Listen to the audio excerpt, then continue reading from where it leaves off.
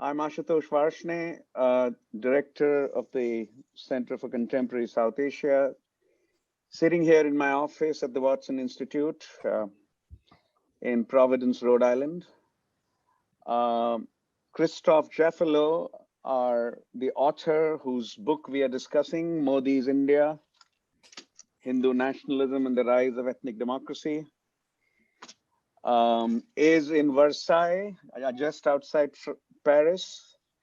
10 o'clock for him. Very nice of you to join us, 10 o'clock. But as we were talking, it's not too late for a Frenchman to be up at 10 and go until 12. Our three discussants are spread over 3 locations. Amrita Basu, our first discussant, whom I will introduce later, is in Amherst, Western Mass. Neelanjan Sircar is in Philadelphia, Pennsylvania, sitting in his office at the Center for Advanced Study of India. And my colleague, Patrick Heller, is in his office in the sociology department, about half a mile away from me here at Brown. And we have probably an intercontinental gathering on Zoom, people from Europe, certainly America. And I doubt if anyone from India or Pakistan has joined in. It's 1:30 a.m. there. On the substance now, Christoph's book is the second book-length scholarly treatment of the Modi era. There have been several journalistic commentaries, but this is the second academic book after the one published by John Keane at the University of Sydney and Debashish Roy Chaudhary. The title of that book was To Kill a Democracy, India's Passage to Despotism, published by Oxford University Press in August. And Christoph's book appeared last month in September. Christoph's book provides a very systematic empirical documentation of the political trends under Modi, the Gujarat years, the plebeianization, what he calls the plebeianization of politics in an organization otherwise known for Brahminical politics, the RSS.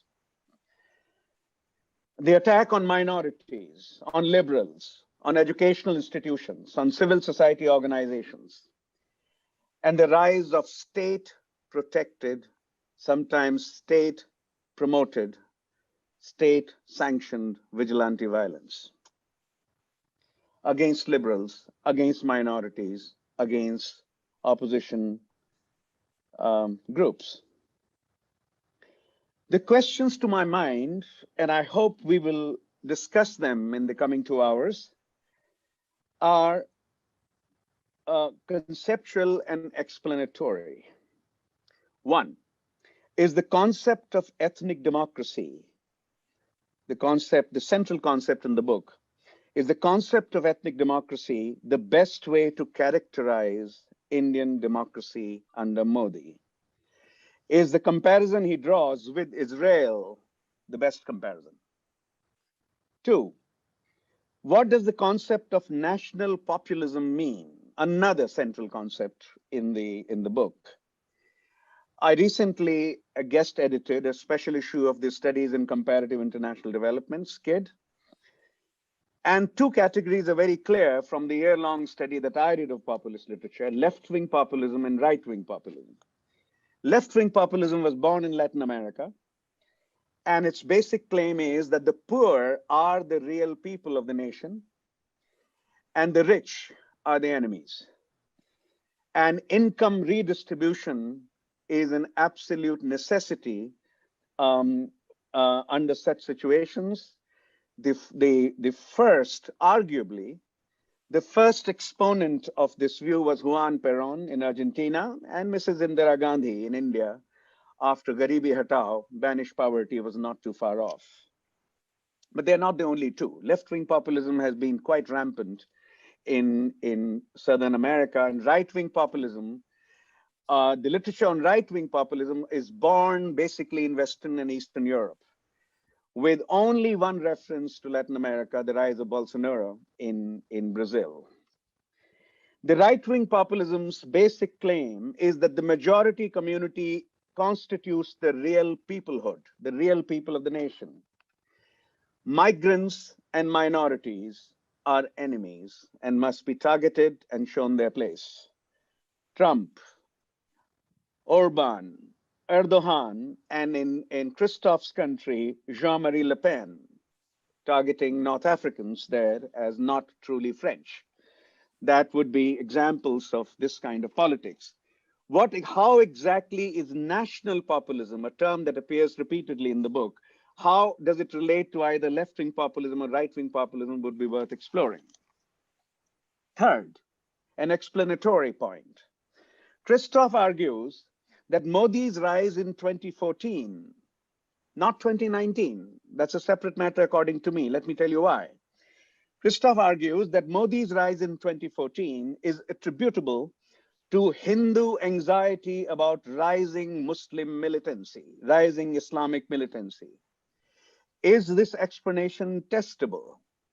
The Hindu nationalist themes were very clear in the 2019 campaign, unmistakably clear.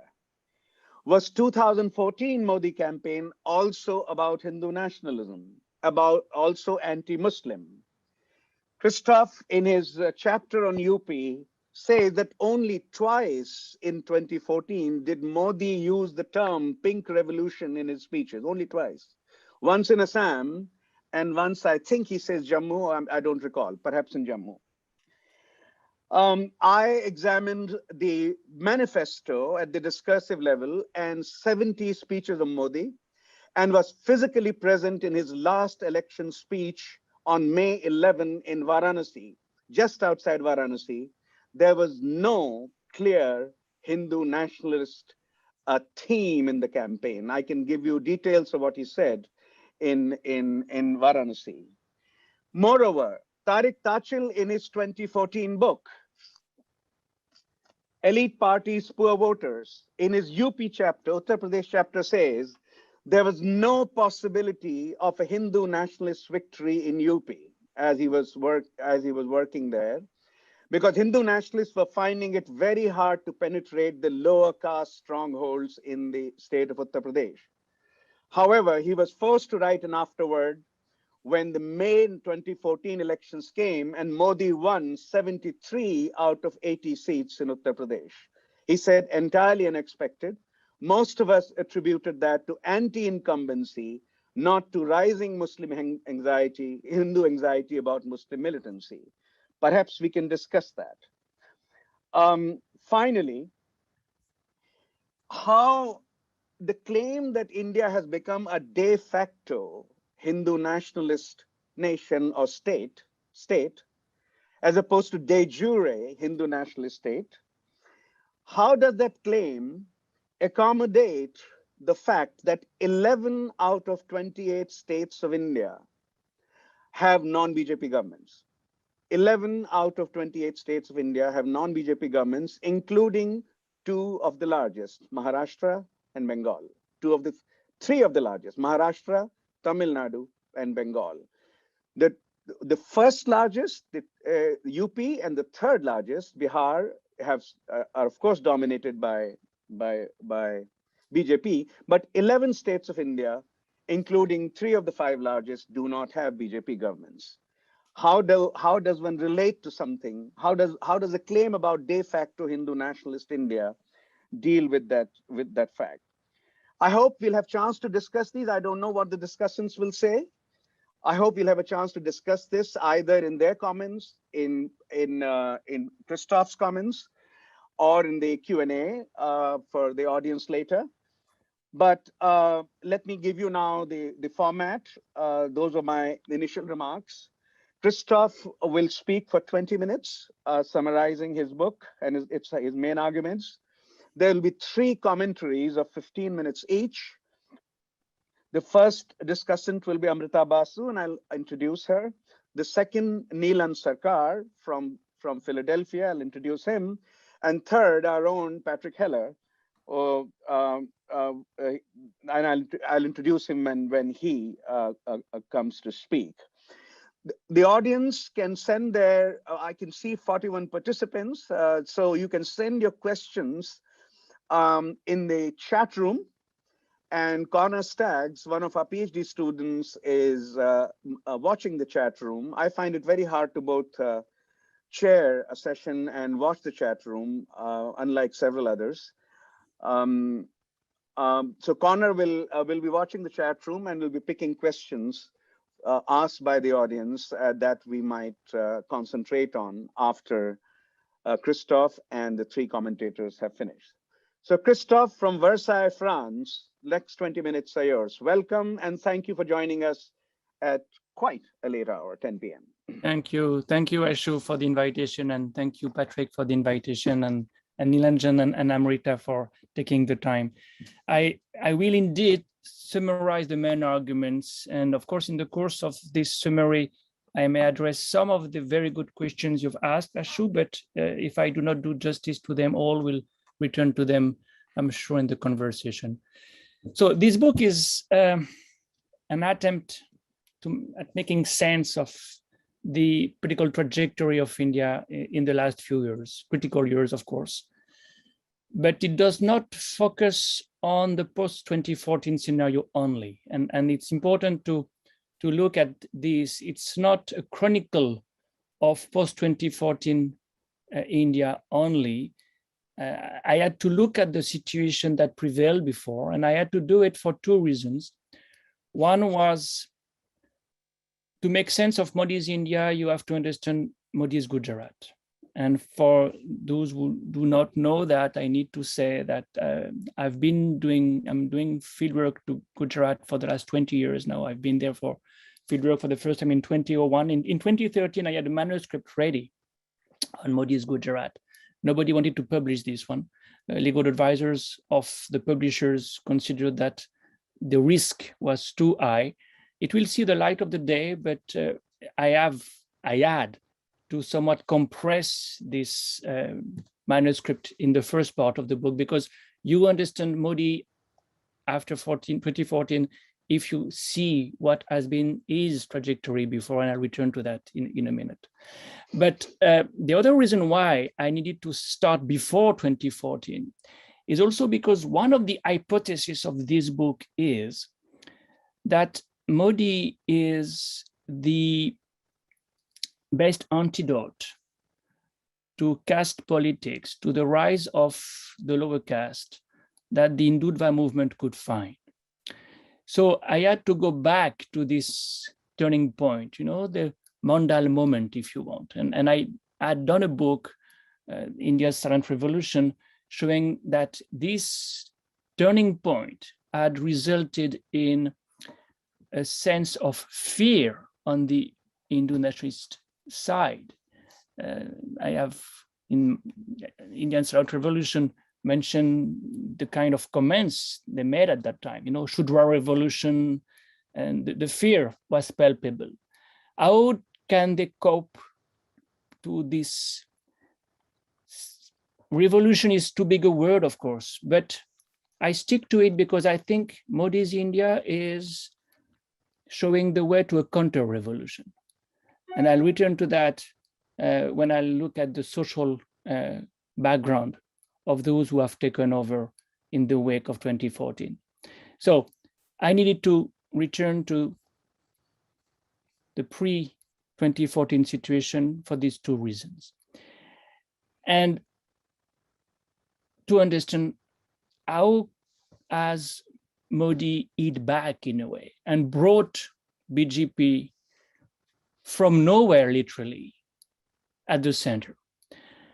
So that's the main point I make in this book. I try to understand what is the alchemy, what is this Modidva? And Modidva is a formula that I find useful. It's not journalistic only for me, because it encapsulates the combination of Hindutva and populism, the personal version that Modi gives to populism. Hindutva, yes, of course, this is the starting point. And in my chapter on Modi's Gujarat, I emphasize the fact that Modi is a pure product of the RSS, a pure product of the Hindu nationalist milieu. And the 2002 pogrom fits in this tradition perfectly. He becomes the Hindu Samrat, the emperor of the Hindu arts. The man who was the Marut, was the strong dispensation sense of power, and he never said sorry, of course. So the first ingredient of Modidva is an extreme version of the Hindu nationalist tradition of polarization. And polarization is the key instrument for the 2002 victory. In 2002, in fact, elections should have been in 2003. BJP should have lost. And that's why Modi had been sent to Gujarat to make sure that some damage control could be tried. Not only he did some damage control, but he won a massive victory. Polarization worked. Well, that's the first lesson I learned. And looking at that, I revisited the moderation theory. We had learned, and Lloyd and Suzanne Rodolphe had shown, that in India, centrism was necessary. And you won election at the center. He won election at the extreme, introducing something that was completely new in the lexicon, or at least the tactics of Indian politics. So he was the man who had shown that polarization could work in a state. And he was, in 2012, when he won again, in a position to tell the BJP leaders, let's try that. And at that time, Advani and even Vajpayee, who was, of course, retired, were on a different line, saying, no, NDA is the solution. Coalition politics is the solution. We have to dilute our Hindutva motto. Certainly, it was not easy for the RSS to reconcile their way of behaving and their sense of collegiality with Modidva, but they preferred to take the risk of supporting Modi rather than to take the risk of losing one more election by supporting Advani. And that's the first very important moment for me. Modi had realized that he could win by polarizing, not only at the state level, but at the national level. But of course, that's not the main, or that's not the only ingredient of the 2014 victory. As I said, in this Modidva tactic or concept, if you want, there is also populism. And I think Modi indeed is a national populist par excellence. And that is something that he shaped and that he really conceived in Gujarat. You know, it is in Gujarat that he became a populist, defending the people against the elite groups, but defending Gujarat against the center, a center that is seen as pro-Muslim, so much so that it is called Delhi Sultanate, a center that is in the hands of a dynasty whose blood is not even Indian, and he was calling Sonia Gandhi Pastaben, among other things. The vocabulary matters a lot.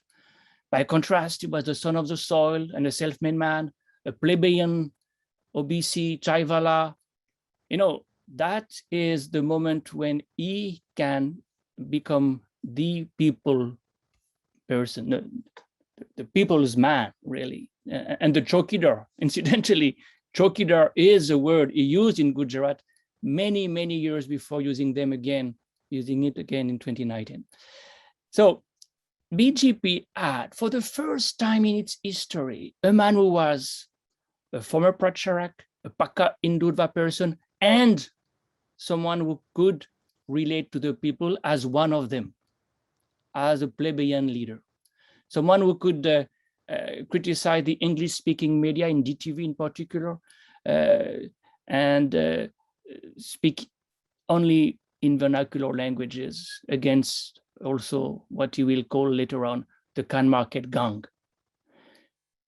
So that's something he brought to BJP. And the first part of the book is really an attempt at understanding how he illustrated a type of populism, of national populism, because he speaks only in the name of the majority, the Hindu majority.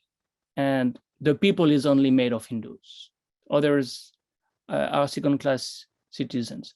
So he speaks to the people. He appears as a victim of the establishment, like the people. He's like me, and on the other hand, he's a superman.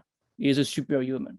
He is charismatic. You know, if you revisit Weber, and I do that in the book, you have clearly someone who fits the bill, who is who fulfills all the criteria of charisma according to Weber, because Weber doesn't say that a charismatic leader is a virtuous man. He says he is an exceptional man, and Modi has done exceptional things, beginning with the pogrom and following with so many other decisions, including demonetization and so on. The third ingredient of Modidva, in addition to Hindu nationalism and populism, is of course the business model. Now, as early as 2003, it relates to the corporate sector in such a way that vibrant Gujarat is the channel through which the resources it needs for saturating the public space, because populists need to be on social media, need holograms, which are so costly. And how do you get the money for that? The Gujaratis were investing in Gujarat at that time. Ambanis, Adanis, Tatas will be the ones who will make the resource sufficient for fighting these elections. So the first part of the book is really on this very specific alchemy that Modi introduced, and that has changed politics in India to a certain extent as early as the Gujarat years. And I repeat, the objective being for the Sangh Parivar at large to bring the upper caste and middle caste back at the forefront. And at the end of this first part of the book, I have a sociological analysis of who are the BJP MPs of 2014. What is this background, the social background of ministers, of chief ministers also, because they'll be appointed by the Modi-Shah duo very, very clearly. Well, they are upper caste and middle caste people. And the government of 2014 had never been so upper caste dominated since the 80s or early 90s. So it has worked. And that's what populism is intended to. You're not supposed to think about your caste and class. You're supposed to think about your identity as part of the majority. Forget about your caste, forget about your class. The other is the enemy, and the enemy is not someone from your community, is the other, the real other. They may be Muslims, they may be Pakistanis, they are others.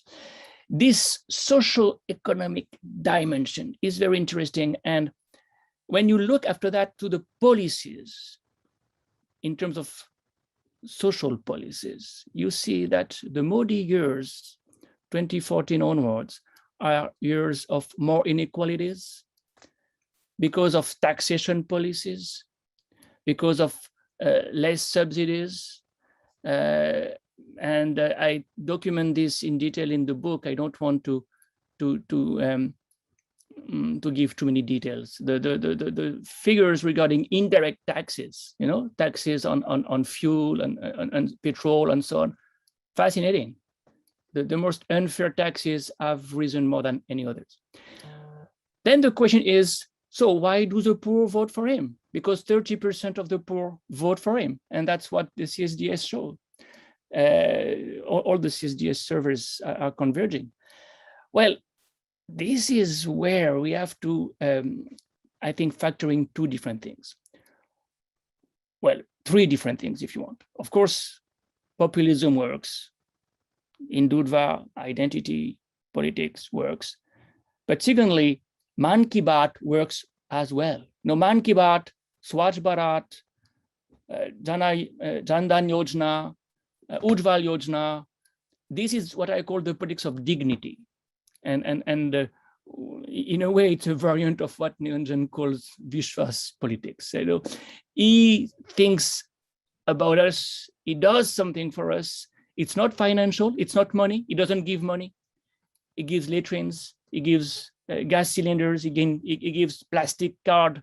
Even if the account is empty, at least you have the bank account and the plastic card. And thirdly, the poor vote for him also, because most of them belong to jatis which have not benefited from reservations. You know, this is the paradox of reservations. The Jatavs in Uttar Pradesh, of course, stick to BSP, but it's very easy for BJP to capitalize on the resentment of the non-Jatav Dalits if the party is sufficiently shrewd for appointing candidates for nominating candidates coming from these jatis. You know, when you look at the last reshuffle of Modi's government and Yogi Adityanath's government, you see the same caste politics, always getting the support of the non-dominant Dalits, the non-dominant OBCs. And of course, they are among the poorest. So when you look at the voting pattern, you see many poor voting for him. The second part of the book, I'll be much more synthetic on this part, is studying the making of a parallel state, the vigilante groups, techniques of intimidation, trolling journalists, lynching Muslims in the name of cow protection. I analyze in details the love jihad, land jihad, anti-conversion movements. What I want to show there is that the Sangh Parivar does not use the state apparatus for establishing their domination. At that stage, first term of Modi, 2014, 2019, the vigilantes do the job at the grassroots level. And it's very much in tune with the RSS philosophy. What matters is society. You want to conquer society. The state is a kind of structure floating above, a bureaucracy you're not so much interested in. You want to change the people. And for that, you have to be at the grassroots level. And I focus a lot on Bajrang Dal for that matter, because I think it's one of the major later additions of the Sangh Parivar.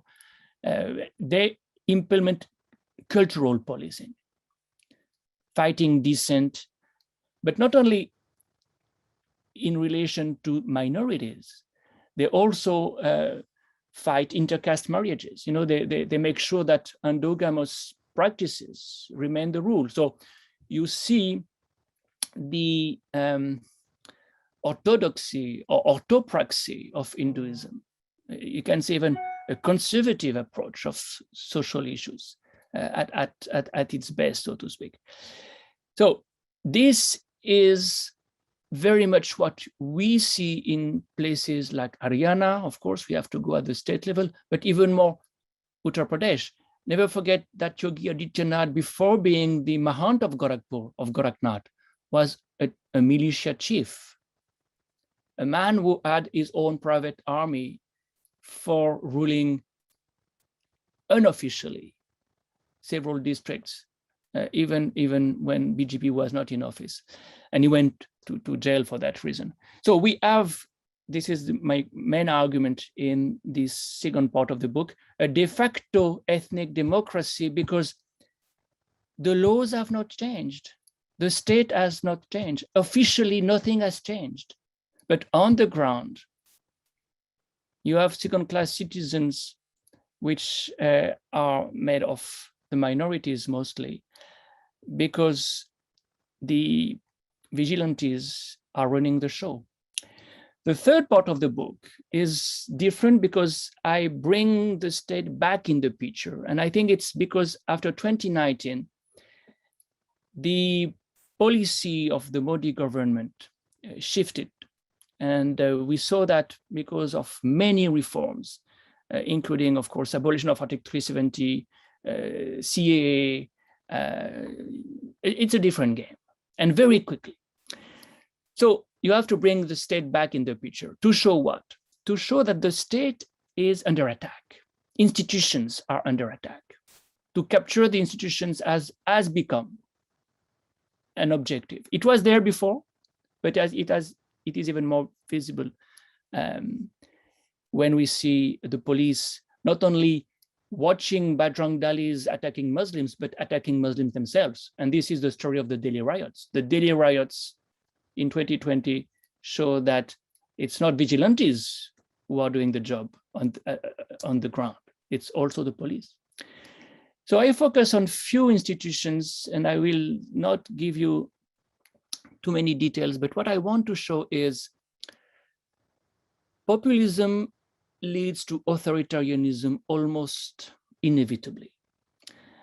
Largely because the populist, when he wins because of the legitimacy that he has received from the voters, emancipates himself from all kinds of checks and balances. He even doesn't need a government. He, of course, doesn't need a party. He has his own networks. He relates directly to the people. And he nominates the MPs or the candidates for MP seats. But he also emancipates himself from the institutions because he has the legitimacy when they have only the legality. You know, that is very true vis-a-vis the judiciary. And Arun Jaitley had this famous sentence, we don't want to suffer from the tyranny of the unelected. You know, the unelected judiciary can't compete with the elected representative of the people who has the legitimacy. So authoritarianism at the expense of institutions is almost inherent in populism. What form did it take? Very briefly. Well, all the institutions, Central Information Commission, Central Bureau of Investigation, National Investigation Commission, Election Commission, have been undermined. There are different techniques. You dilute the mandate. RTI Act has been diluted. You let the post vacant. You know, CIC had nobody for doing the job for years almost. Or you change the people. Alok Verma was replaced at the CBI. Ashok Lavasa was replaced at the Election Commission. So appointments, nomination, control, undermines institutions. And they resist. Alok Verma tried to resist, to no avail. You know, there is a limit to that. The case of the judiciary is, of course, much more interesting. I don't know if we can enter into these details, but again, appointments were key. And you must remember that the first thing that the Modi government did in 2014 was to not accept the appointment of a judge who had been selected by the collegium, Gopal Subramaniam. For the first time, the government refused to appoint a judge selected by the collegium. And appointments have been a problem repeatedly. And now, to some extent, well, the new Chief Justice seems to have a different view, but till he took over, they had given up. They had given up, and I give the list of dozens of judges who were not confirmed by the government, in spite of the collegium having selected them at the High Court level and sometimes at the Supreme Court level. It's very complicated to understand other reasons why the Supreme Court, for so many years, till very recently, never opposed the Modi government. There are many explanations, including the politicization of the judiciary. We have many judges who have been, in a way, products of the Sangh Parivar. There is a branch for lawyers in the Sangh Parivar, the Adivakt Parishad, and A.K. Goyal, U.R. Lalit, and others, Arun Mishra also somewhat, were close to these groups. So there is this quote unquote infiltration of the judiciary that is now very obvious. But you have other explanations, including, well, judges may be much less neutral when they expect post-retirement jobs. And that's what we saw recently with Rajan Gogoi, ex-Chief Justice, accepting a post-retirement job. I just want to conclude, if you give me 2 or 3 more minutes, by saying that finally, Modi's India is not only a different party system, but a different political system. And I think we need to be very careful and see that there is a continuum up to a point. Difference in degrees becomes difference in kind after some time. And for me, this regime, the new regime, I think we can speak of a new regime, is different and can be described as electoral authoritarianism for 4 reasons that I will list briefly before closing.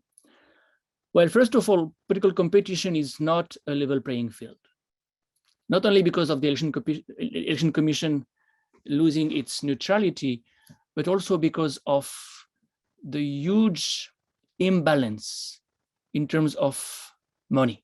When BJP can spend $3.6 billion in an election campaign, he spends more than all his opponents.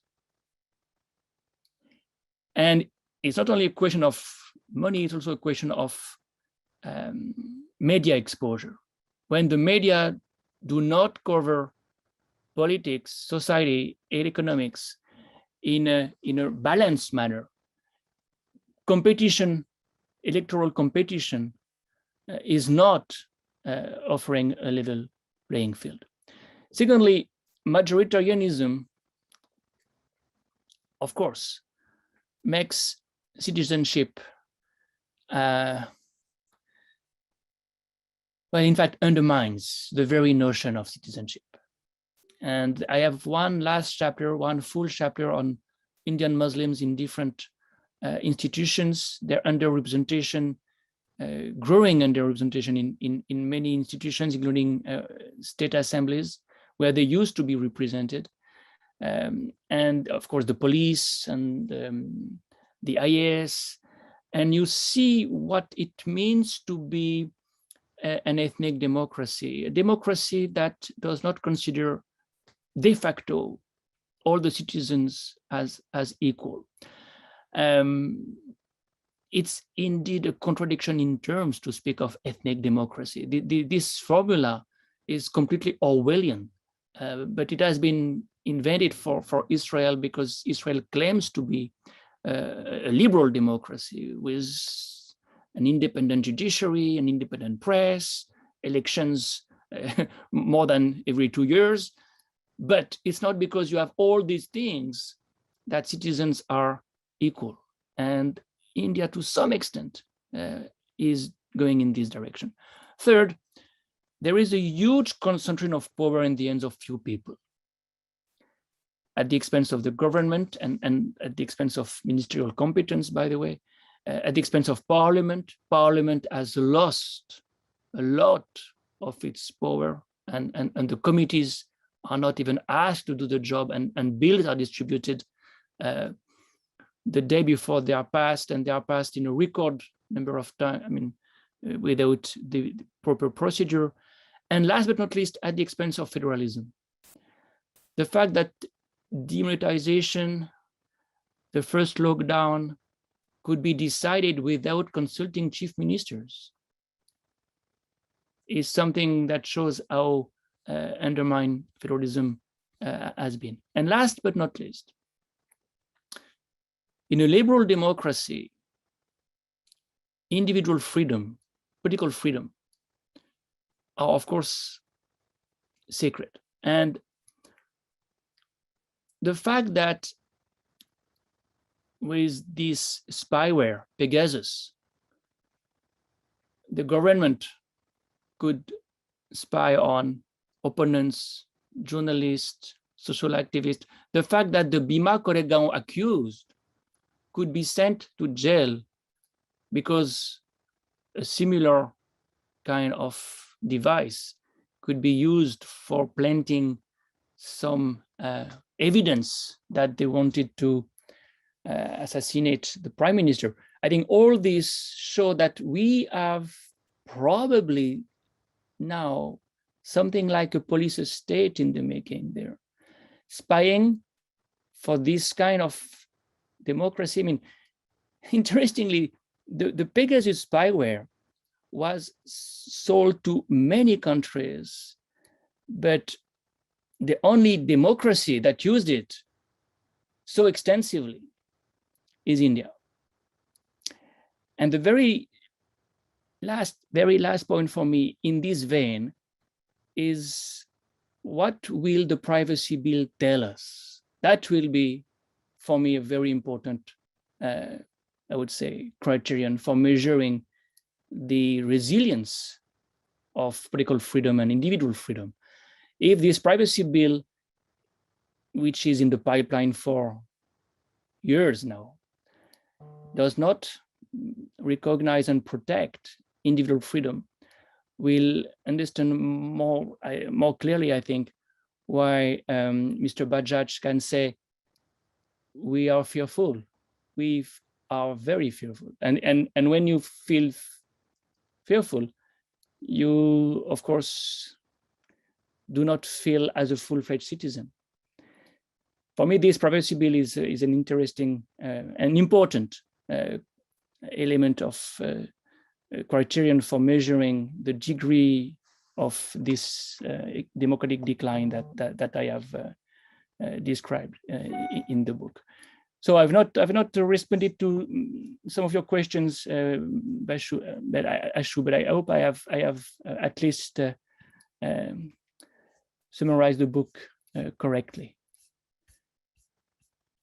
Our first discussant is Amrita Basu, professor at Amherst College.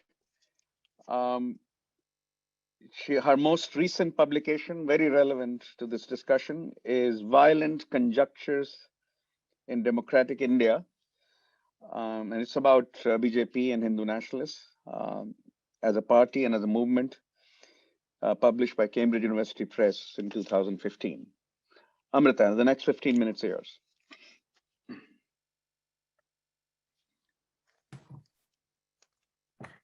Thank you, Ashu and Patrick, for inviting me to participate on this roundtable. And thank you, Christophe, for your extraordinary book. To begin with, Christophe, I want to commend you for your candor and courage in writing this book.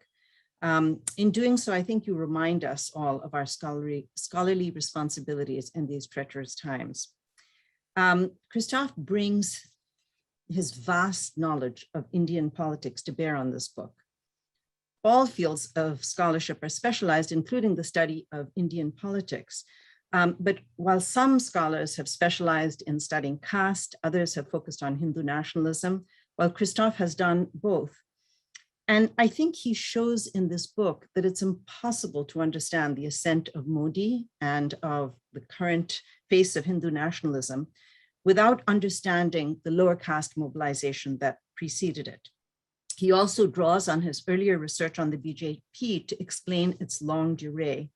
And he provides the best documentation, the best scholarly analysis I have seen to date of Modi's 2 terms in office.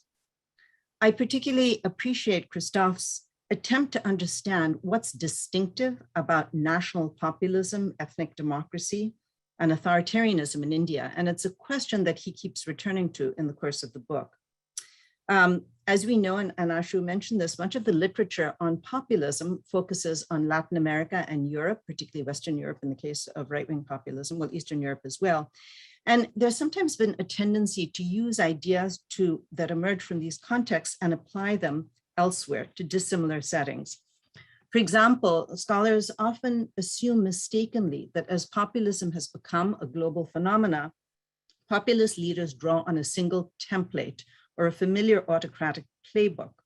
However, populist leaders are most effective when they mine national memories, anxieties, and aspirations. Since I've been writing recently about the way Modi's leadership styles draws on both populist and Hindu nationalist themes, I'm impressed by Christoph's complex and nuanced account of Modi, such as the ways in which Modi both appropriates and reproduces, appropriates and repudiates the legacy of Mahatma Gandhi, combines traditional and modern appeals, and claims to be a humble outsider to politics, thereby identifying with the poor, women, and the lower castes. I agree with Christoph's central arguments, but I'm going to raise three questions concerning his interpretations. The first one concerns the relationship between the conceptual frameworks that he employs, populism, ethnic democracy, and competitive authoritarianism. The second concerns his contention that Modi's rise is accompanied by increased elite domination of political life. And the third concerns his explanation for why there hasn't been more resistance to authoritarianism in India. So let me say a little bit more about each of these points. On the first question, Christoph ingeniously organizes this 639-page, yes, 639-page volume. Christoph has a penchant for writing long books, but I think this is probably the longest among them, into three parts, which are both conceptual and chronological. The first part is on Hindutva populism, and it explores the evolution of Modi's national populism, first in Gujarat and then at the national level. The second describes the making of an ethnic democracy through the targeting of minorities and the rise of vigilantes during Modi's first term in office. And the third part analyzes India's descent into authoritarianism in Modi's second term in office. I find the progression Christoph describes from populism to authoritarianism compelling, and I agree with him when he says that there's an almost inevitable drift from populism, the kind of national populism he describes, to authoritarianism. A very important argument that he makes is that during Modi's first term in office, societal groups like the Bajrang Dal and the Gau Raksha Samitis engaged with impunity in vigilante activities, whereas in Modi's second term in office, we witnessed the emergence of what he describes as an authoritarian vigilante state, or Hindu statist authoritarianism. My question is whether populism and ethnic democracy are conceptually discrete rather than integrally connected. As Christoph shows, Modi issued populist appeals and introduced three major populist schemes during his first term in office. But during the same period of time, the Modi government was engaging in activities that Christoph associates with ethnic democracy, such as Hinduizing the public sphere, targeting Christian and Muslim minorities, and empowering vigilante groups. So I'm wondering, instead of differentiating national populism from ethnic democracy, might it be more fruitful to expand the concept of national populism to appreciate its Janus-faced character, both its positive appeals to underprivileged groups and its inciting of fear and hatred towards minorities?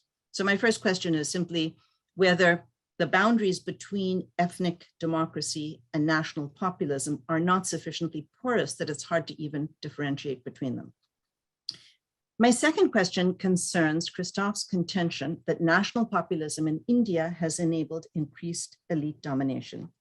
I'm persuaded by his argument that Modi's populism is, as he describes it, an upper caste antidote to lower caste mobilization in prior decades.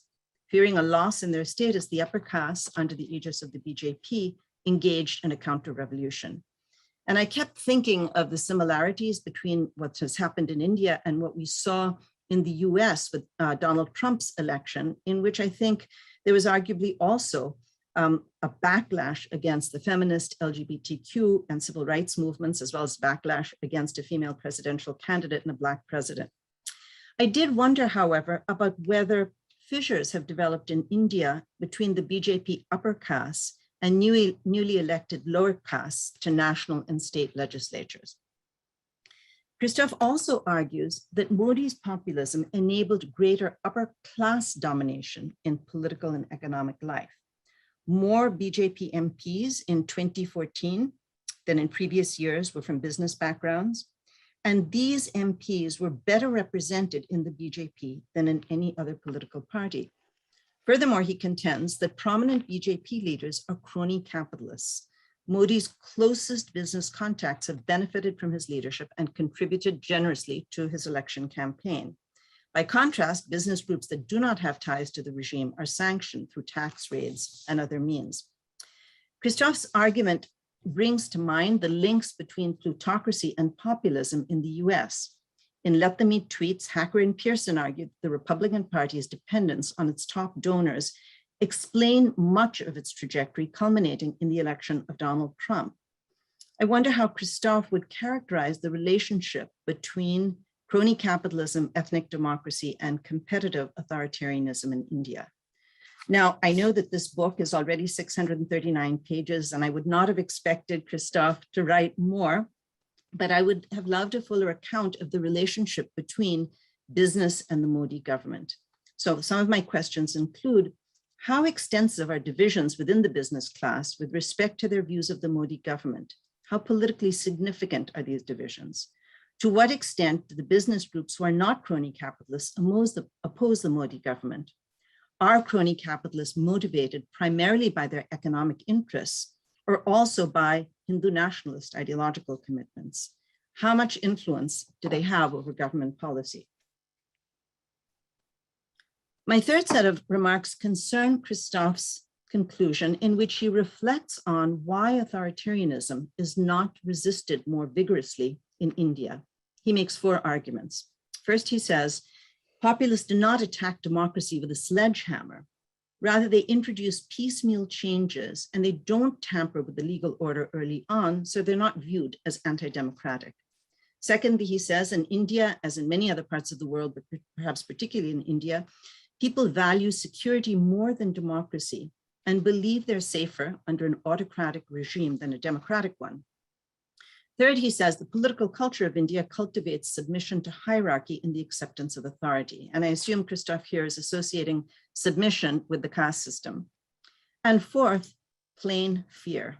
Not only minorities, but increasingly journalists, scholars, industrialists, and virtually anyone can be surveyed, charged with sedition, and incarcerated.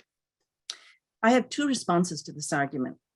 First, I would add to Christoph's explanations that the rapidity of the drift towards authoritarianism in India may show that scholars were premature in the past in celebrating the strength of India's democratic institutions and its multi-party system. We've seen how quickly the Congress party collapsed.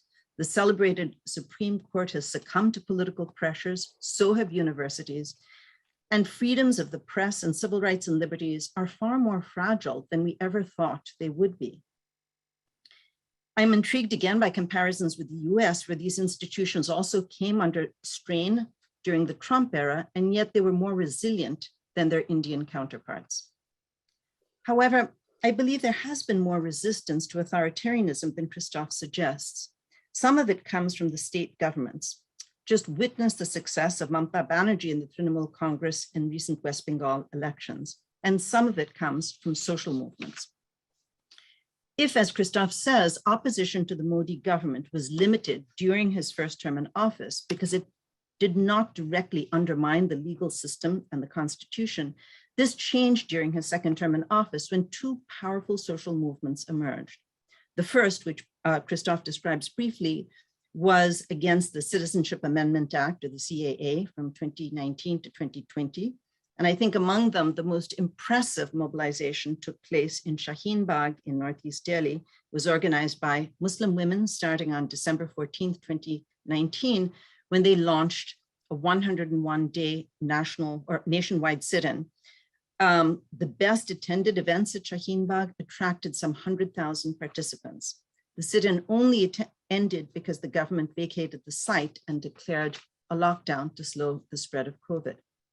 And second, several months after anti-CAA protests, farmers organized a massive movement demanding that the government revoke 3 farm laws, which eliminate guaranteed prices for certain crops and increase their vulnerability to corporate exploitation. somewhere between 200,000 and 300,000 farmers converged at various border points on the way to New Delhi by the end of November 2020. And to support the farmers' movement, 250 million people across India, a global record, staged a 24-hour solidarity strike on November 26th. The farmers' sit-ins and protests have continued till this day. I want to highlight the fearlessness of the activists, their refusal to submit to hierarchical authority, and the value they place on democracy over security. The Shaheen Bagh activists endured one of the coldest winters in Delhi's history, multiple court petitions seeking to evict them, vicious rumors about them. The farmers' movement has endured state surveillance, repression, blocked internet access, charges of sedition, which have been brought both against the farmers' unions, but also journalists who've been covering it, and brute force. You may have seen just 2 days ago, there was an article in the New York Times about 8 people who died in the protest. And the police are investigating whether the son of a BJP minister was responsible for these 8 deaths. It's noteworthy that the protests, both of these anti-CAA and the farmers' protests, were led by religious minorities. If they're less bound by hierarchical norms that govern caste Hindus, they also demonstrated particular courage in challenging the regime.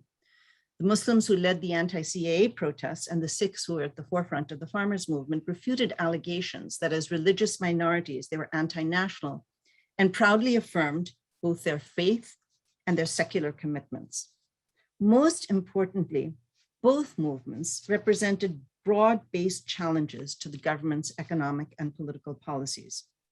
The Shaheen Bagh activists not only opposed the CAA on grounds that it was unconstitutional, but also addressed a multitude of societal problems that resulted from state policies, including violent displacement, discrimination against Muslims, gender inequality, unemployment, poverty, and lack of amenities in poor neighborhoods.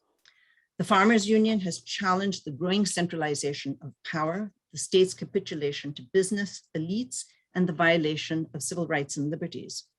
Farmers unions uphold constitutional and federal principles that identify agriculture as the responsibility of state governments. They claim that the state is catering to the interests of India's 2 wealthiest families, Mukesh Ambani and Gautam Adani. They charge that the government pushed through the farm laws in a secretive manner without deliberation and debate amidst the pandemic lockdown to prevent protest. One of the farmers unions, the BKU Ekta Ugrahan, condemned the government for using draconian laws to imprison intellectuals, artists, activists, anyone accused of challenging the regime. Clearly, the anti-CAA protests failed to achieve their goals, and whether the farmers' movement will be successful remains to be seen. But regardless of their outcomes, the farmers' movement and the Shaheen Bagh protest reveal deep popular dissatisfaction with the Modi government. Under prevailing political conditions, where opportunities for expressing dissent are relatively limited, institutional channels are blocked, and national political parties lack courage, power, and imagination, these protests signal the value people place on democracy and the courage with which they're ready to fight for it. So let me conclude my remarks on a more optimistic note than Christophe does in concluding his book, and suggest that perhaps as assaults on democracy become greater and more visible, so too will resistance to authoritarianism in India. Thank you. Thank you, Amrita. Neelanjan, the next 15 minutes are yours. And may I remind you after 10 minutes that, or 13 minutes, that 2 minutes are left? Yeah, absolutely, no problem. Okay, Neelanjan Sircar is a senior fellow at the Center for Policy Research in Delhi. I think he still maintains his appointment at Ashoka. He'll correct me if I'm wrong. But this semester, he is a visiting fellow at the Center for Advanced Study of India, Kasi, the famous Kasi, at the University of Pennsylvania, which is where he was first, which is where he first held a fellowship after his PhD from Columbia University. His undergraduate degree was in mathematics, so he turned from mathematics to political science. We like such migrations.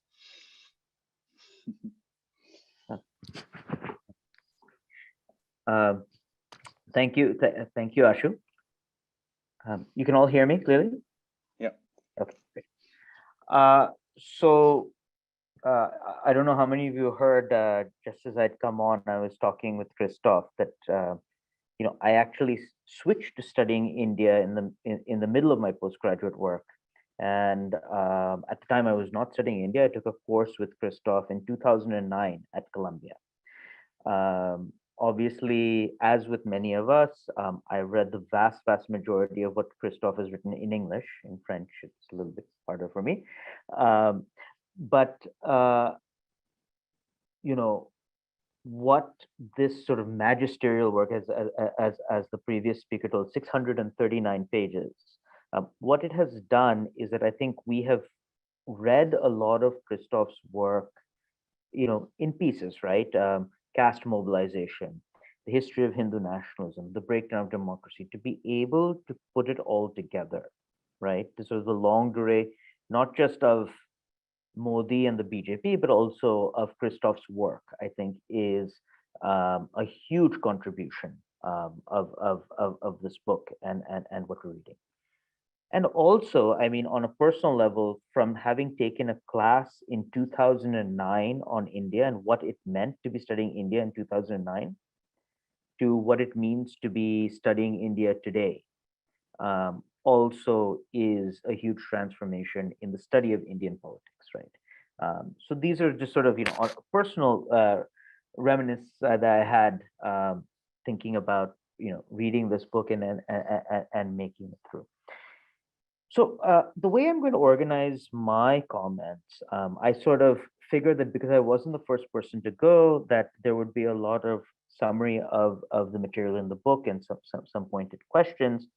I will focus my comments on juxtaposing, let's say, with some pictures or other things that are happening in India, and questions that perhaps are questions about what Christoph has written, but I think also questions that we might have about the Indian polity more generally. And thinking about what the concept of ethnic democracy gives us, and thinking about the rise of Modi tells us about India. So I'm going to sort of break my comments into three sections. I'm going to talk a little bit about what the construction of Modi and electoral authoritarianism means for the Indian context, and some questions that we may have about Hindu nationalism and Hindutva writ large, with the narrative that we've read in this book. I'm going to ask a little bit about how ethnic democracy, or what parts of the theory of ethnic democracy apply to India. And I'm going to actually present some new data. Actually, the data probably came out after the book went to press about what has just recently happened in Assam and West Bengal. These are places with very large Muslim populations, and there's a discernible Hindu vote. If you've been following recent events, discernible assertion of Hindu nationalist politics in Assam was been less successful in West Bengal. Thinking a little bit about what Christoph's book tells us about these cases. And finally, I think that a major contribution in this book is thinking about vigilantism and a parallel state structure and what that might tell us about the future. So as a way of sort of getting into the sort of larger question of electoral authoritarianism, Christoph actually uses information about from the Pew survey on preference for a strong leader to talk about, where Modi has come. This is some data I have from the World Values Survey, and I've just put Spain, India, and USA, three countries that we might have thought where authoritarian thinking might have grown. You see that preference for a strong leader has always been relatively high in India. In the final wave of data that I have, and remind you, this is before Modi comes to power, you see a sharp increase in the percentage of people who want a strong leader. Interestingly, you're also seeing some rise happening in the US and in Spain, right? So some of what we end up seeing in the world thereafter.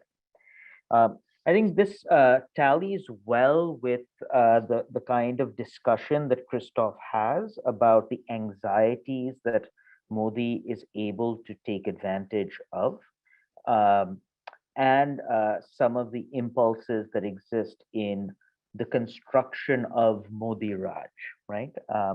Christoph mentioned, an argument that I have made, especially after the 2019 election, that um, moving away from standard models of electoral accountability, Modi has fashioned himself as an individual that you want to believe in or trust to bring Hindu Raj, to take care of citizens, um, even when the empirical metrics of policy performance are actually quite poor. And in principle, this idea could have come from a lot of places. As we know, in the previous election, Modi was meditating in a cave. The actual idea for this article came from somebody I was speaking to in the BJP. And I asked, what would make the BJP lose in 2019? He said, if the voter comes into the polling booth and thinks about why he does not have a job, we're going to lose. If the voter comes in the polling booth and the last thing he sees is Modi, we're going to win. And that, I think, is a script that you see over and over again in the book that that we read today. A second argument that Christoph has put forth is, and this is making use of my colleague's work, Yamini Iyer's work on welfare populism, thinking about various schemes that the government has branded in the name of Modi and how that adds to his popularity as somebody who takes care of the Indian citizen. And finally, the density of foot soldiers, people who are party workers, social media, to really be able to bring the message home. What I'd add, I think some of us who are thinking about welfare populism, and I think Christoph is as well, one sort of interesting dimension is how technology has changed this game. The fact that there are many, many people with formal bank accounts, that benefits no longer have to be routed through a local party worker, has actually centralized the actual benefit scheme procedure. So today, if you go to West Bengal, somebody can say, I don't like the party structure, but I love Mamata Banerjee. Somebody can dislike the local BJP party, but can still love Modi, and you can still win elections. And that's a major innovation. It's also a huge problem for political science because we've put a huge amount of effort into trying to understand local party structures and intermediaries, and that's something that is shifting beneath our feet. But this kind of centralization has also created some very, very peculiar outcomes. And I think Ashu also mentioned this in his opening comments. There is an increasing disjuncture between how the BJP performs in national politics and state politics. I've just put some number of elections here, but you can basically see the main point. BJP's vote share is far higher in the 2019 national election than it is in the corresponding state election, right? Often double-digit differences, 20 percentage point differences. Now, I've argued this has something to do with the centralization of power in Narendra Modi, and that, in some sense, who cares what a chief minister for the BJP thinks today? But there are perhaps other arguments.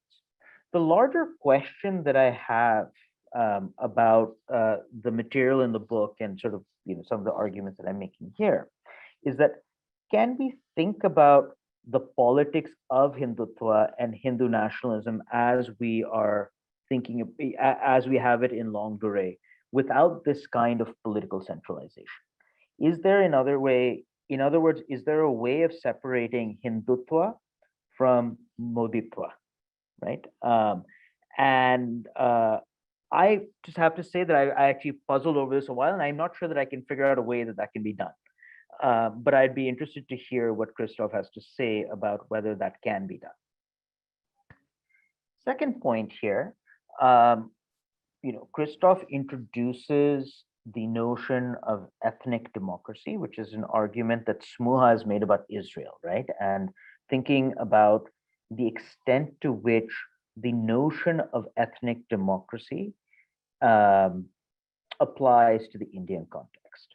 And I thought there was sort of a very powerful paragraph in the conclusion, page 455, which were drawing together the ideas of national populism, which we've associated with Modi, ethnic democracy, which is the dominance of the Hindus as an ethnic group, and the diminution of liberal democracy and authoritarianism. Right? National populism has not only made India an ethnic democracy, it has also prepared the ground for authoritarianism. Affinities between these two isms are obvious. Authoritarianism is inherent in national populism, first because the national populist leader personalizes politics in such a way that once in office, he continues to concentrate power at the expense of even his party, which needs him more than he needs it. Second, this strongman who claims to epitomize the nation is against political pluralism by definition, hence Modi's objective of a Congress Mukt Bharat, and the fight against dissenting intellectuals, universities, independent journalists, NGOs, and so on. Third, his legitimacy supposedly prevails over all institutions, as none of them are sanctified by popular mandate, not even the parliament, since his MPs were elected thanks to him alone. I think that's a very powerful paragraph that is sort of, if there are any people out there who have not read the book or thinking about what's in the book, that explains how all of these three concepts are connected. I was going to talk a little bit about institutional decay and control, but I think Christoph covered that quite well in his own discussion, so I'll skip that for now. What I wanted to do was ask a little bit, sort of pull apart the idea of ethnic democracy. So the way that I have read Smuha is that there are institutional reasons for there being a distinction between the Jewish population in Israel and the rest of the population in Israel, and the dominance of the Jewish population in Israel. And Neelan, you have 3 minutes. Okay, 3 minutes. Yeah, I'll get through it. I should be able to get through it in 2 minutes. As you've correctly pointed out, even if there is not a de jure change, there are de facto changes in India. I think one of the things that interests me is that in principle, in a place like Israel, multiple parties contest for the affections of the Jewish population. Here we think of the BJP as the only electorally successful Hindu nationalist party, right? So how does one think about this duality between the movement and the party, this sort of one-to-one relationship, as opposed to an unquestioned idea of Hindus being above Muslims and multiple parties competing for the affections of Hindu nationalists? Okay. I'm going to skip this quickly. Let me just quickly talk about Assam. So Assam is a state in which the BJP has recently constructed a Hindu vote. It used to be a very, very complex state with tribal calculations, language calculations, reserve land, everything. When we look at the percentage of constituencies with very low percentages of Muslims and very high percentage of Muslims, we see that in Assam, almost 40% of constituencies have more than 50% of the population being Muslim, and about 35% have less than 15%. Very few are in the middle. In West Bengal, it's the opposite, right? There are very few at the extremes, many are in the middle. So this creates certain demographic reasons for why we might see Hindu and Muslim polarization. But of course, this is not a narrative that had existed until the BJP was able to capture power in Assam and actually reify boundaries between Hindus and Muslims. And one of the larger questions that I have about thinking about where we go from here. India is a country that is 80 to 85% Muslim, that 80 to 85% Hindu. We can't imagine that 80 to 85% of the population will vote or think as a single bloc, right? Part of the challenge for this one-to-one relationship between Hindu nationalism and the BJP has to be a redefinition of who is a Hindu, in some sense, a more restrictive definition, to make other parts of the country look like Assam, right? So places where Hindus are competing against not good enough Hindus, to sort of keep the pot on boil, right?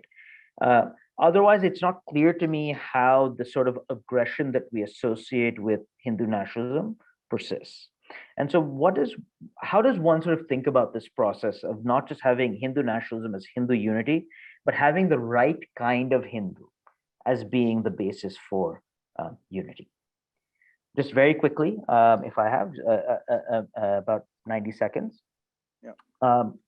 So Christoph makes, I think, a lasting contribution thinking about vigilantism as a way of creating a parallel state structure with formal state structures.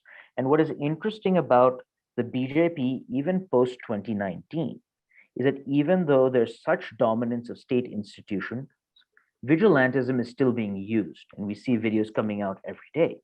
What is interesting about this kind of vigilantism is that it doesn't necessarily require the state at all, right? The people who are executing vigilantism are identifying targets, taking actions. The state is simply not sanctioning the vigilantes, right? And what I wonder as a larger lesson for Indian politics is that, are we starting to see the rise of leaders who have an independent capacity for violence? Yogi Adityanath was mentioned, but I even think of who is a successful opposition face right now.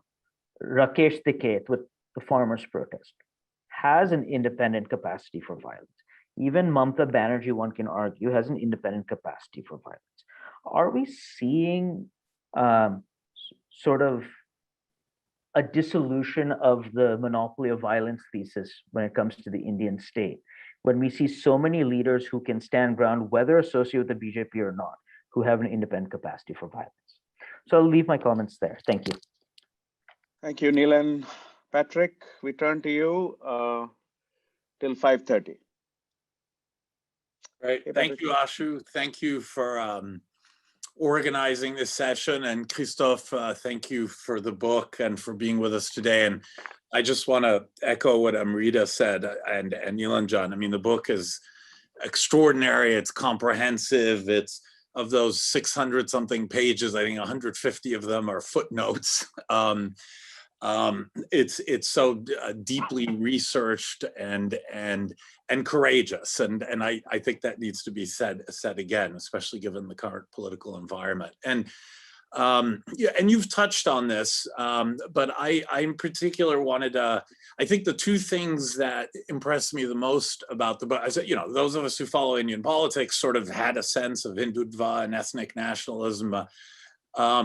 But the argument about the vigilantes, and Neelanjan just made, that's just so important, because at the end of the day, what makes the Hindutva so different from other political phenomena is it is a movement that emerged from civil society itself.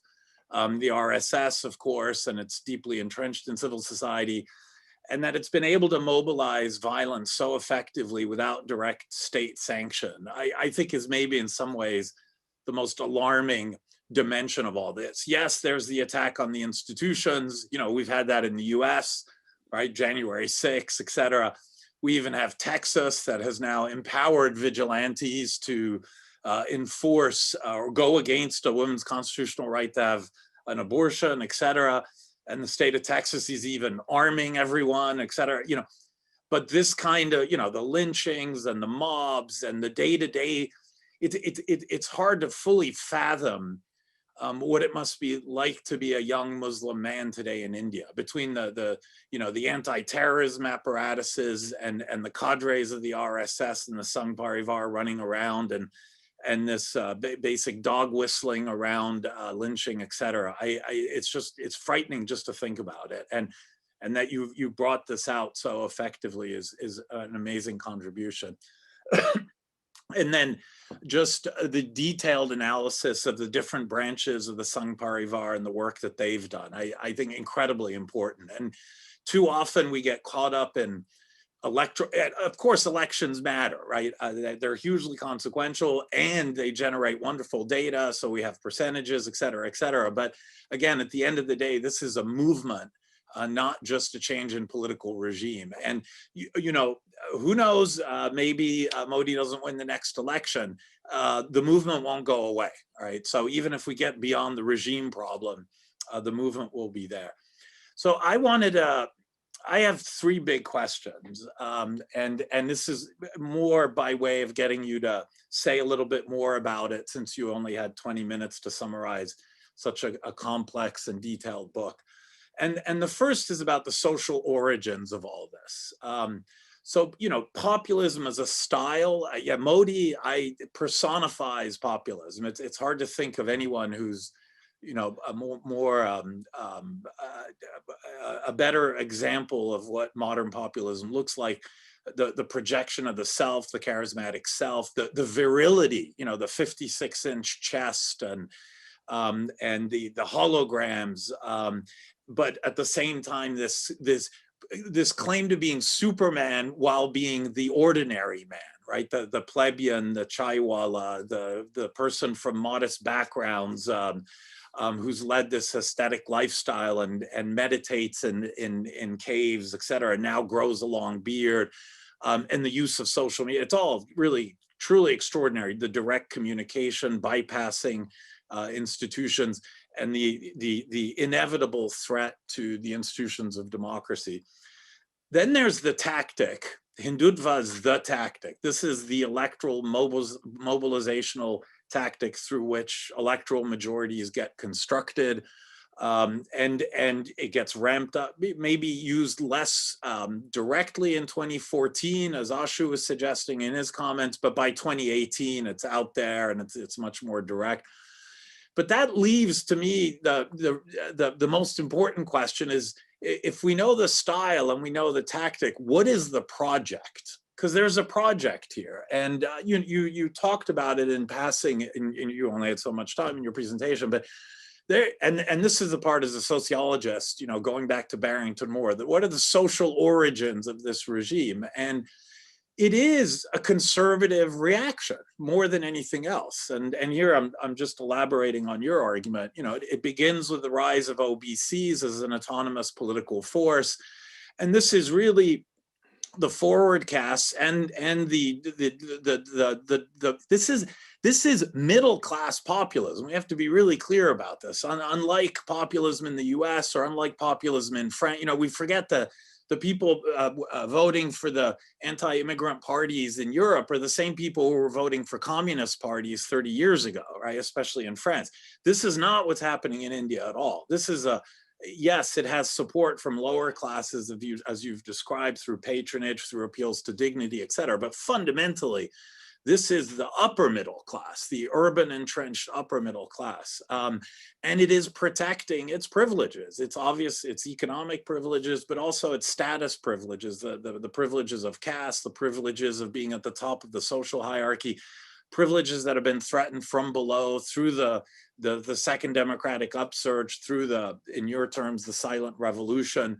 So this isn't just populism, and it's not just conservatism. This is reaction. This is a class-based reaction, overlapping, of course, in complicated ways with caste and the privileges associated with caste status. And it is, in that sense, very similar to white nationalism.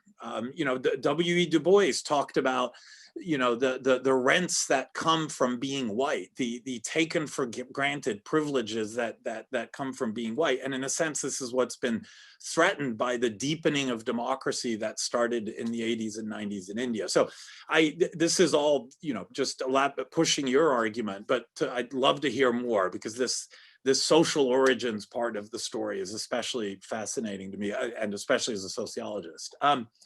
Second, what's globalization got to do with this? And you actually don't talk about globalization. And I want to throw it out there because this is a worldwide phenomenon. You know, not since the interwar period and the rise of fascism in Europe have we seen so many anti-democratic, illiberal, authoritarian, reactive regimes emerge roughly all at the same time. This is all sort of post-2000. And most of the literature, of course, has been about, as it always is, about Europe and the US and the OECD. And everyone calls it populism. And the predominant hypothesis is this is a reaction to globalization. And there's a lot of good evidence for that. In the US, there's some phenomenal data that some economists put together showing that the #1 predictor of support for Trump was the number of jobs at the county level that have gone to China, right? So a direct linkage, right? The places that are suffered the most from globalization and global value chains and exporting jobs to China are the places that rallied most behind Trump. And we see it with Brexit in England. The cities were against it, but the rural areas were for it, et cetera. And similar patterns in France. This is not the story in India. And it's not the story in Brazil either. And we could talk about Turkey, we could talk about Duterte in the Philippines. I'm going to talk about Brazil because it's the case I know best and that I've written about. And as I think about Bolsonaro and Modi, I'm always stunned by the similarities, and I can go down the list. They are not neoliberal. And they are not anti-globalization. In terms of political economy, they are crony capitalists, as you described, right? They support certain corporate interests, the ones especially that are willing to support them. It's a kind of quid pro quo, and they're generally pro-business, but they're not neoliberals per se. And of course, neither Brazil nor India have lost jobs and the way that the OECD and the US has to globalization. In fact, both have gone through a really good run of 2 to 3 decades of relatively robust growth, right? So the conventional, this is a reaction to neoliberalism argument just doesn't hold. Both have, a la Leclerc, both have constructed the other, the enemy, right? And in India, it's easy, it's Muslims, but in Brazil, it's the banditos, all right? So Bolsonaro attacks the banditos. And who are the banditos? The banditos are basically everybody on the left, but that includes, and this goes to Amrita's point, it's a reaction against the LGBTQ movement, the feminist movement, the human rights movement. It's a reaction against liberalism, period. And in India, we get obviously focused on the reaction against Muslims because that's the primary motivating electoral factor, and it's the one that maybe resonates the easiest. But we know Modi's gone after the urban Naxalites and the liberals and the human rights activists. And both Modi and Bolsonaro openly attack human rights. The whole rights-based regime is the direct object of their attacks. Religion, Bolsonaro was supported by the evangelicals. It's the evangelicals, the big mega churches that turned some of the traditional lower class PT constituency away from the PT and to Bolsonaro. And what's interesting about the evangelicals and Hindutva, they both have this rhetoric of personal empowerment and upliftment, right? The gospel of prosperity and the kind of whole aspiring India entrepreneurial ethos of Hindutva.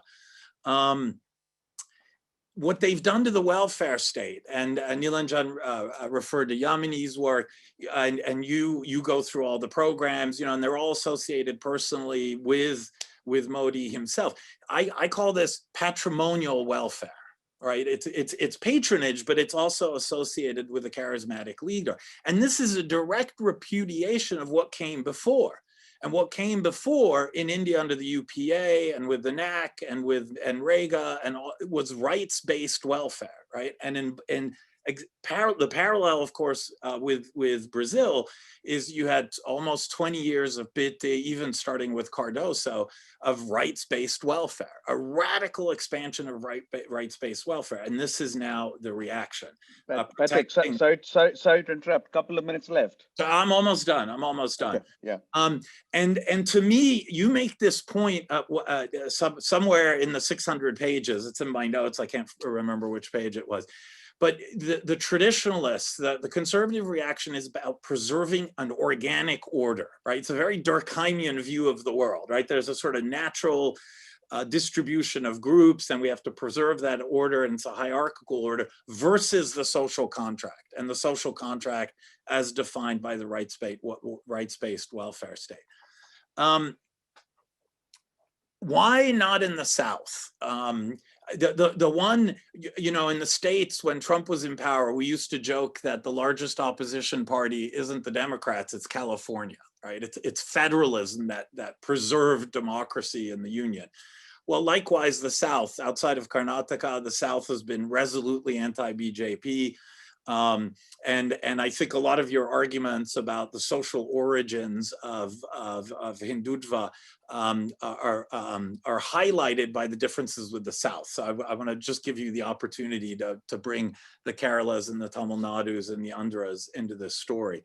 And then Amrita sort of took away my last point by talking about the three counter movements that I wanted to also highlight: the CAA, the farmers movement, and the fact that elections in the South, so the Tamil Nadu, the Kerala election, the West Bengal election, clearly voters went for welfare rather than communalism, and I think that needs to be underscored. But to me, you know, the big question, given the extent to which the BJP in power can now leverage the political system to some degree to its advantage, you know, the key for me for the counter movement is how robust is civil society.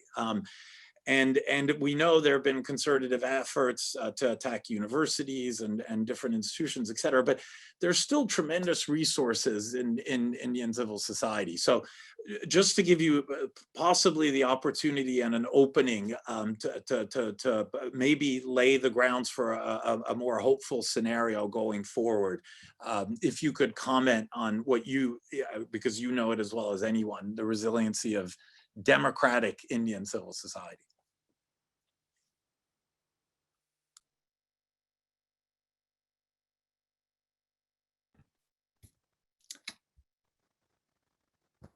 Ashu, shall we? I don't know, but Ashu, are you there? Uh-oh. We may have lost Ashu. So maybe we will.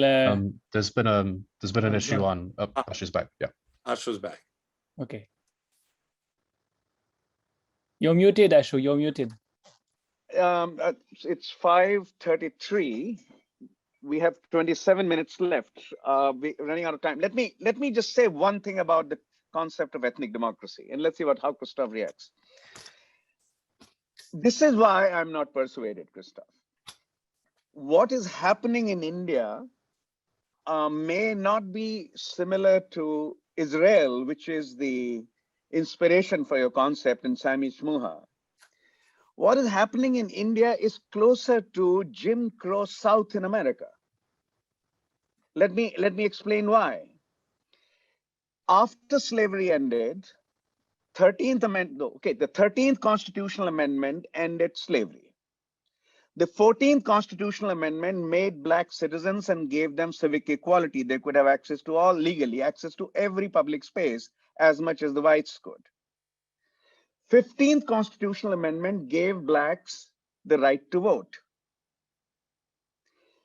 The literature shows that by 1872, a mere 2 years after the passing of the 15th constitutional amendment, 80 to 85% of blacks in the 11 Confederate states of the South had registered for vote.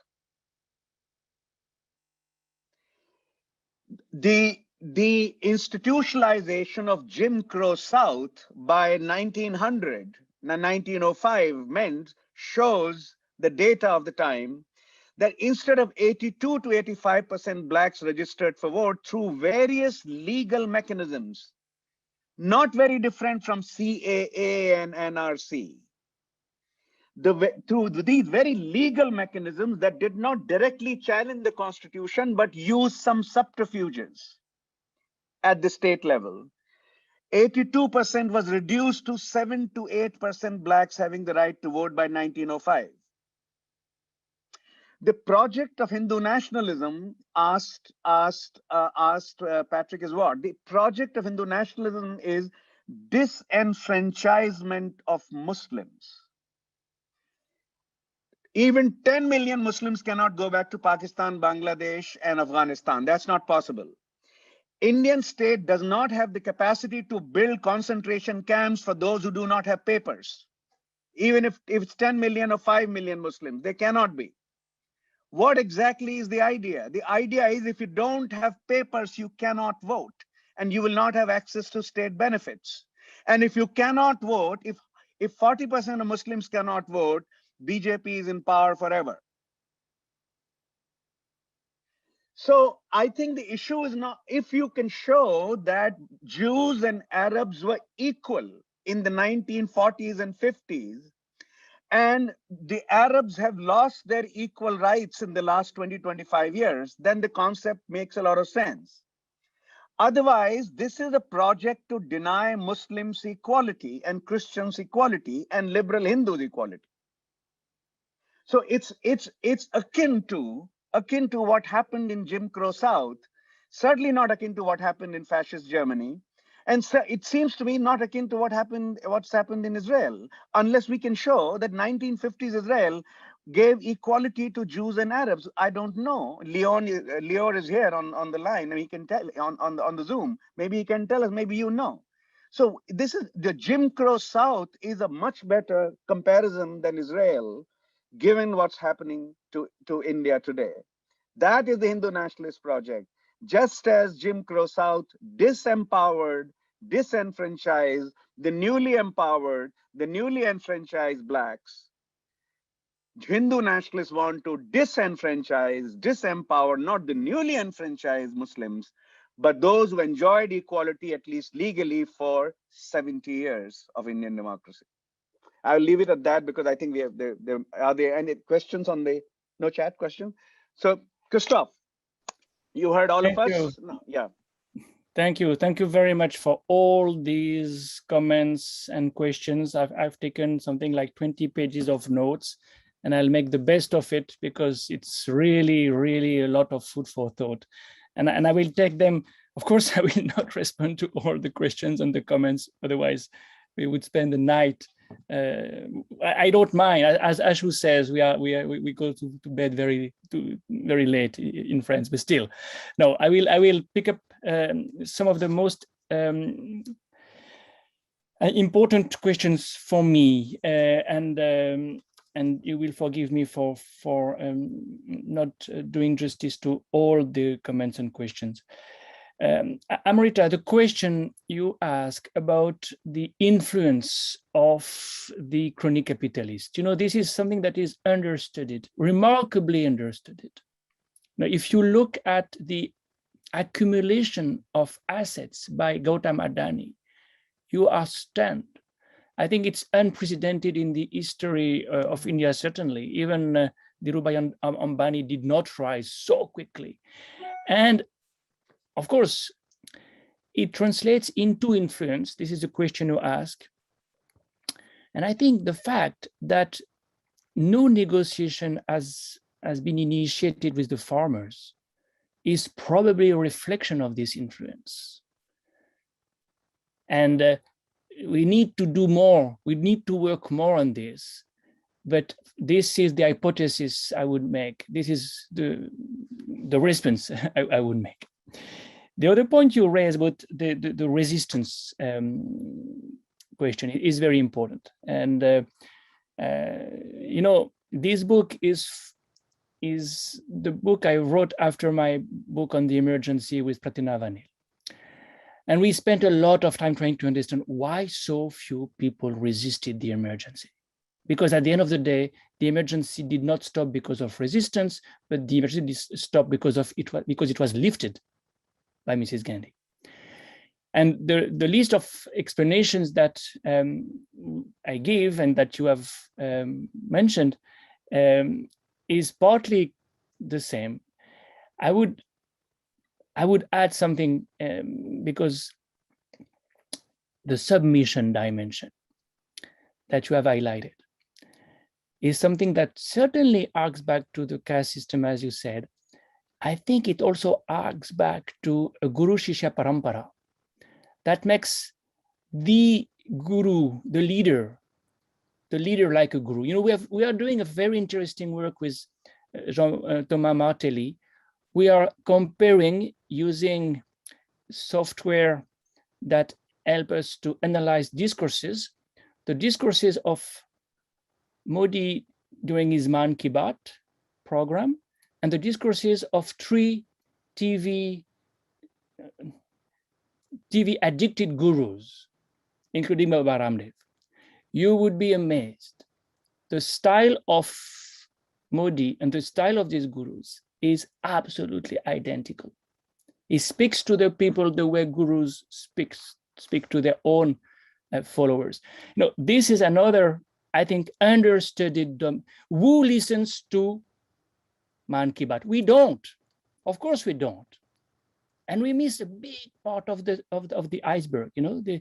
The way he can indeed cultivate Vishwas, to use Neelanjan formula. And the last point is about this question of do we need to be optimistic or do we need to be pessimistic? And you end on this note, Amrita. Of course, I'm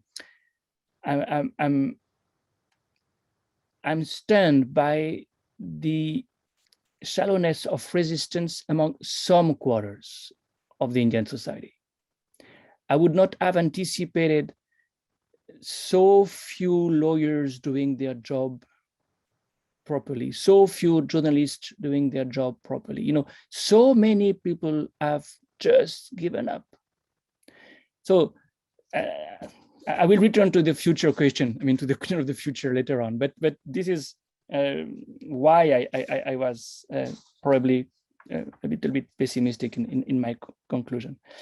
Neelanjan, the questions you ask, of course, are in a different perspective, but certainly equally interesting. And one of them is, can we see more than one party competing for the Hindu vote in the future? That's the question you ask. And I think we may. And the way up is evolving, not necessarily in Delhi, but in Surat. They know that the Surat people don't want to vote BJP anymore, but they don't want Congress. They don't want to vote Congress either. How can you bring them on your side? And if the party itself doesn't change, some of its members may change. The hemorrhage of congressmen joining BJP. That's a way to respond to the question if, it's not only the party of the BJP as it is that may be trying to get Hindu voters. We may see a diversification. If it becomes a kind of vote bank, many people will try to get it. Secondly, the question of the future in terms of how can they continue to dominate the scene given all the weaknesses you have listed. I think one of the solutions for them is to make Northern India structurally dominant. And we will have a reform. We will see probably the way things have been frozen in 77, being unfrozen for asserting the domination of the Indie belt demographically. I think that's one of the tricks. There may be others, but that's an easy one because one man, one vote is the rule of democracy. And the third point that you made, yes, the dissolution of the monopoly of violence in the hands of the state is certainly around the corner. We see it in so many occasions, not only politically, but also socially. You lynch someone because of children's abduction. We saw that so many times recently. So here we have a reflection of something else. The Indian state is weak also. When you look at the per capita number of policemen, you have one of the, responses to the question of where is the state? Why is violence so widespread? It's partly because the police is itself a violent actor, but also because it's weak. I mean, it's not that well distributed. Patrick, three points also on this very important question of the social origins, and I'm myself always looking for the historical but also sociological explanations as much as I can. You know, there is definitely something like a counter-revolution, and that's the argument I make in the book. It's a response, and indeed it's a response we've seen elsewhere against cultural liberalism, social changes, rise of plebeians, and so on. In the case of India, I think there is something more that needs to be investigated. Why do so many OBCs join BJP? And without the OBC vote, BJP would be nowhere in the picture. So we need to understand this particular trajectory of this particular group. Of course, populism does a job, Modi's background helps, but I think there may be something different, and that's what I try to understand via the Bajrang Dal. The Mandal moment gave a sense of confidence to groups which had been dominated till then. There is a kind of emancipatory moment, and also many expectations. Their time had arrived, except that joblessness remained what it was. Reservations were not very fulfilled, and in any case, they represent a handful of jobs.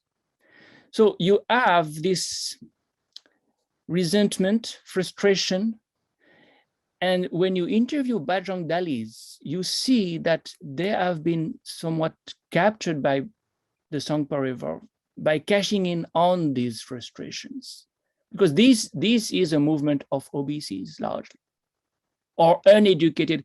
You know, class and caste there have to be taken together.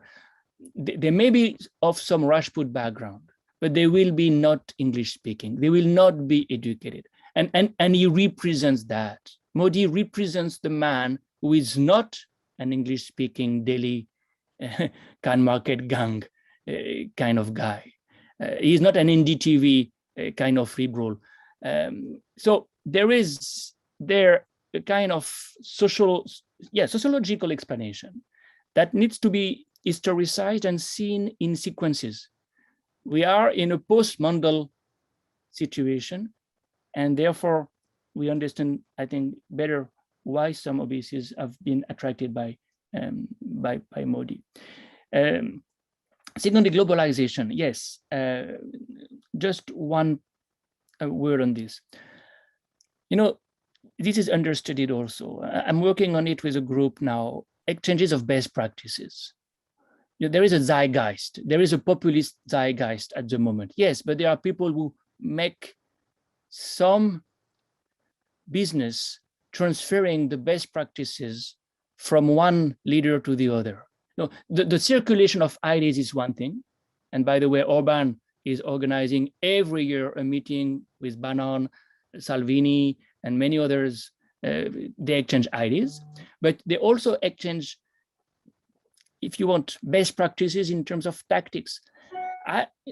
If we could find out who are the clients of APCO worldwide, who has packaged the Gujarat, Vibrant Gujarat campaign for many years, you know, the list of the clients we know about is global. And most of the clients are of the same kind as Modi. But that's very difficult to investigate. This is absolutely top secret. And the last point that you made about the civil society, yes, certainly, and that's why we can end with some ray of hope. Finally, certainly there is a civil society, and there is a farmers movement, and there are so many resistance. They know that. They know it so well that they make FCRA so difficult to so many people, because this is where the resistance will be meaningful. And in fact, Rahul Gandhi himself has probably given up on party politics and may certainly rely on social movements as the only, in a long-term perspective, solution to the problem. But how can a civil society survive when it is insulated, when you have IT raids, when you have so many ways and means through which you can make its life complicated? But yes, and I want to end on a positive note. That is certainly the India we knew, that is still there, and that can bounce back if it comes to its sense. Yeah. And thank you again for all these questions and comments. Christoph, there is a question in the chat by Sadanand Dume. Yeah. Congratulations, Christoph, on the fine book. One question. You argue in your book that the triumph of the BJP is a victory for Hindu conservatism, particularly upper caste. Yet it's possible to argue that Modi's BJP represents the triumph of OBC politics instead. One data point, in the 13-day Vajpayee cabinet, 50% of the ministers were Brahmins, not even counting other upper castes. Today's BJP is dominated by an OBC, idolizes Ambedkar, there is no room for Arun Shourie anymore, and champions enhanced caste-based reservations, including in Maharashtra. How is this a sign of a party that has restored even partially the old caste order? Yeah, no, these are good questions, and I have 3 answers. I'll try to be brief, but this is a very substantial question. Well, number one, OBCs are in a majority, not really, almost in a majority. If you add up OBCs and Dalits and tribals, they are a majority. Only since last month, because of a reshuffle that was very significant, precisely because you have elections in UP around the corner. And they picked up, like in UP, by the way, for a similar reshuffle, the same kind of dominated OBCs caste. You know, they don't want any Yadav. They don't care for Yadav. Yadav are precisely the ones other OBCs are resentful about. So that's otherwise, Modi's government between 2014 and 2021 showed how elitist it was. And not only in terms of sociological background, but in terms of discourse. You have the speaker, Mr. Birla, eulogizing Brahmins in so many public meetings. You know, never before we had heard people saying Brahmins dominate because they are better by birth. No, who dared to say that till 2014? So that's the first response I will make. The second response is in terms of reservations. I don't think they will really implement what they have promised. And in practice, when you look at the way a quota of 10% has been created practically for upper caste at the expense of OBCs. And there is a fascinating piece by Ashwini Deshpande showing that, yes, this is definitely a concession made to upper caste just before the 2019 elections, by the way. So reservations, on the contrary, have been eroded. In fact, privatization is making the number of jobs shrinking dramatically. Now, I've done the calculation looking at the Labor Bureau data. And so on this front, I don't see any real benefit. And last but not least, because this is the very important point. Yes, there are OBCs in many different ways. And that's what I was just saying in response to Patrick. But these OBCs have been saffronized and do not fight for equality, reservations, for instance. I'll return to that. The way the Mandal supporters did in the past. You know, Modi is precisely, that was my first point.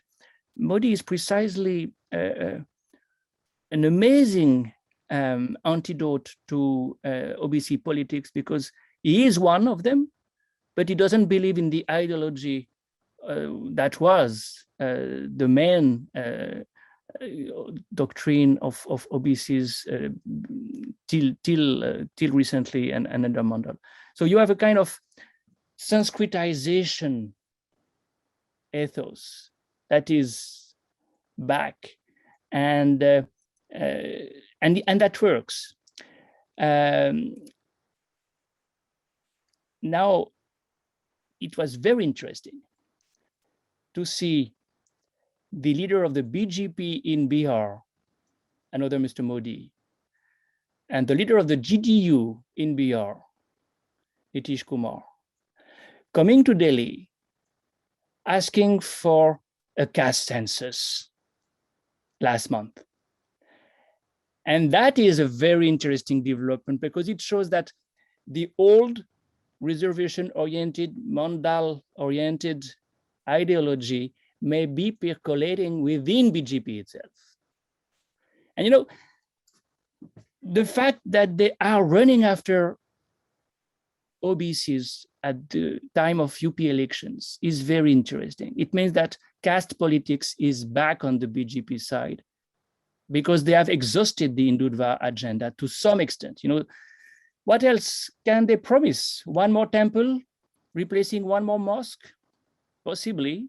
But for the coming elections, obviously caste politics is on the agenda. And if caste politics is on the agenda, then OBCs within BJP will ask for their share of flesh. And Bihar, of course, is the place where this may crystallize first. So we may be at the end of a cycle and at the beginning of a new one. Are there any other? I don't see anything, nothing in the chat. Well, it's we have 3 more minutes. Are there final comments from our discussants? 1 minute each. Amrita, a minute-long comment? I just want to thank Christophe for the book, but also his terrific responses to the questions, which I thought were very thought-provoking. And thank you to all of the discussants and the organizers. I don't have anything more to add. Neelan, 1 minute. Yeah. Thank you all, and thank you for stimulating discussion. Just one quick addendum. You mentioned Babas and Gurus and Modi. This is my favorite dinner party topic. You probably know that, there's a lot more there, including precisely the ability to build parallel state structures, capacity for violence. Look at Ram Rahim, the ability to advertise, often actually bringing in outside professionals to advertise themselves. I think there's a lot that we can plausibly learn, the sort of post-90s flood of capital, neoliberalism, how that has shaped the modern Baba and Guru and what we're seeing with Modi. I don't have anything more intelligent to say than that, because I don't know any more than that, but we need to find somebody who can do this work, give them a lot of bulletproof vests, and send them out to Haryana, Punjab, wherever, and give us some information. Thank you, though, for a very stimulating conversation. I thought it was wonderful. Patrick, your minute. Yeah, just a quick comment. The middle class is incredibly fickle. And I think your point about the OBCs and that we need to have a better understanding of why they've aligned themselves with the BJP. And it's the same with the neo-middle class in Brazil. I mean, they used to vote Lula and now they're voting Bolsonaro. And we've seen that in the US with, the flip in at least the white middle class or lower middle class voting Democratic and now Republican. I think it is tied to globalization, not just the economics, but also the social destabilization. And I actually think that the one theme that we haven't talked about, but that plays a large role in all this, is gender, and how feminism has challenged the traditional patriarchal family, and that itself is a source of great destabilization. But we've covered an extraordinary amount of ground today. So thank you, Christophe, for the book, for your responses, and to Amrita and Neelanjan and to Ashu for presiding over this. So my turn now to say thanks to all of you. Christophe, thank you for joining us so late, even though, as you said, it's not very late for a Frenchman.